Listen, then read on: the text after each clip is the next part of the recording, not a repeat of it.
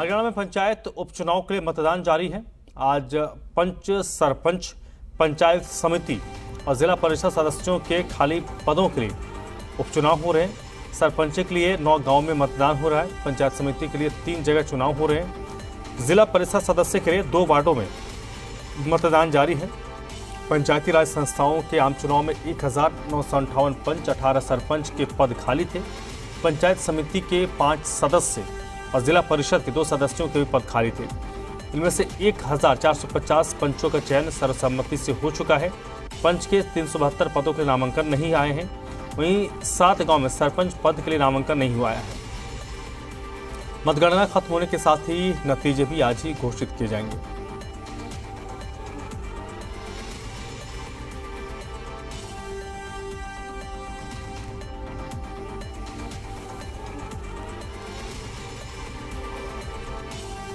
तो पंचायतों पे आज उपचुनाव हो रहे हैं। जो पद खाली हुए थे अलग अलग वजहों से, वहाँ पर आज वोट डाले जा रहे हैं। इस पर जिला परिषद के 2 हैं और पंच के 372 पदों के नामांकन नहीं आए हैं। और इस वक्त हरियाणा के डिप्टी एडिटर विनोद लांबा मेरे साथ जुड़ चुके हैं। विनोद, क्या कुछ आपके पास अपडेट है? चुनाव वोटिंग शुरू हो चुकी है, उसके बाद आज ही संभवतः नतीजे भी देर रात तक आए जाएंगे। देखिए, आज रात तक ही नतीजे आ जाएंगे और जिस तरह से तमाम पद थे पंचायती राज संस्थाओं के, पूरे जो चुनाव थे, जो रिक्त पद थे, वो 1958 पंच और 18 सरपंचों के थे और पंचायत समिति के 5 सदस्यों, जिला परिषद के 2 सदस्यों के पद रिक्त थे। इनमें से 1450 जो पंच हैं सर्वसम्मति से चुन लिए गए, जिसके लिए वोटिंग की जरूरत नहीं है। ये उपचुनाव है हरियाणा में पंचायती राज संस्थाओं से जुड़ा हुआ, और इसके लिए अगर जानकारी ये है तो पंच के जो 372 पदों के लिए नामांकन ही नहीं आए, 7 गांव में सरपंच पद के लिए नामांकन नहीं आया है।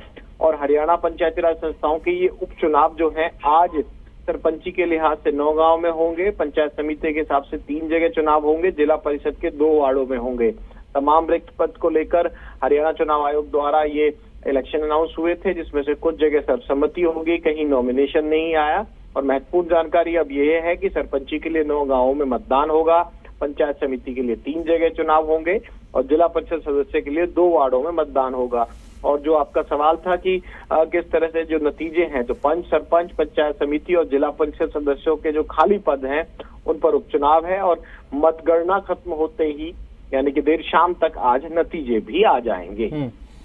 विनोद, बहुत बड़े पैमाने पर ये चुनाव नहीं हो रहे हैं, कुछ जगहों पर ही चुनाव हो रहे हैं, लेकिन क्या हम ये उम्मीद कर सकें कि जनता का कुछ मूड इस नतीजों से पता चलेगा? सैंपल साइज बहुत छोटा है। अगर जो सरपंच चुने जाते हैं गांव में, उनके लिए पूरी तौर पे चुनाव हो तो फिर भी समझ में आता है। अब सरपंचों के अलावा अगर पंचों से ही अंदाजा लगाना तो बहुत सैंपल छोटा साइज हो जाता है। हाँ, ये जरूर है कि सरपंची के लिए जो मेन सरपंच का पद होता है उसके लिए 9 गांवों में मतदान है। उससे कोई ना कोई सैंपल जो आप पूछना चाह रहे हैं कि निश्चित तौर पर आपका सवाल है कि क्या किस तरह का जनता का मूड है, तो मुझे लगता है कि एक बड़ा डाटा उठाकर अगर एनालाइज करना होगा तो एनालाइज करने के लिए सरपंच किसके फेवर के हैं ये भी देखना होगा कि सत्ता पक्ष के साथ है, विपक्ष के साथ है। और एक थोड़ा सा इसमें डिफिकल्टी ये होती है एनालाइज करने में कि सरपंचों पे दावा पार्टी सिंबल और उस तरह से तो है नहीं। अब उसके बाद में कौन किसके साथ संपर्क में होता है, किस राजनीतिक दल के और लोकल लीडर्स के, इससे ही अंदाजा लगता है। लेकिन ओवरऑल जो मूल सवाल था, मुझे नहीं लगता कि बहुत ज्यादा इससे कोई मूड भापने की जरूरत है। 9 सरपंचों का रुख जरूर देखने लायक होगा। बहुत बहुत शुक्रिया विनोद आपका जानकारी के लिए।